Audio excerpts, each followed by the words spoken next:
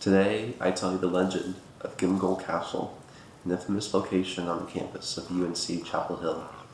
There is much mystery and unkept history to this place, but now, the true events shall be revealed. It began in 1833 with a young man named Peter Dromgoole. He applied to become a student at this university, but upon failing his entrance exams, it is said that he left to live in Europe, never to be heard of again. But that isn't the full story of Mr. Dromgoole. Introducing Miss Fanny, a young woman living in the town of Chapel Hill, whom Peter had fallen for. However, another had caught the attention of Miss Fanny as well.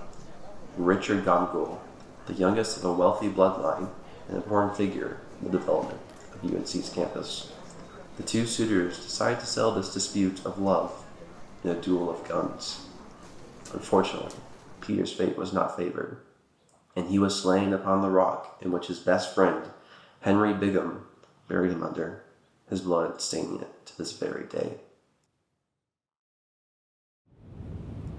Richard won Miss Fanny's affection in the end, but it is said that she returned to that rock every day, praying that her true love would appear once more, not knowing the truth behind his disappearance.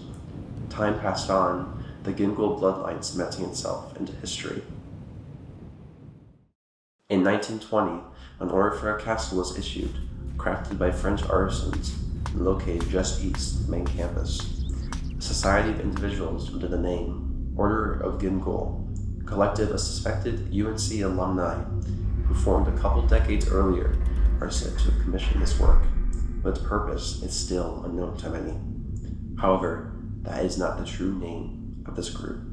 The original Order of Dromgoole, founded by Robert Worth Bingham, son of Henry Bingham, with the mantra to uncover what can see the eyes of man. Peter's spirit is said to wander the grounds of this castle to this very day.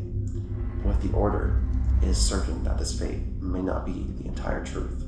The society, formed to honor the legacy of a brave soul, but through time shifting their allegiance to the other man in the story.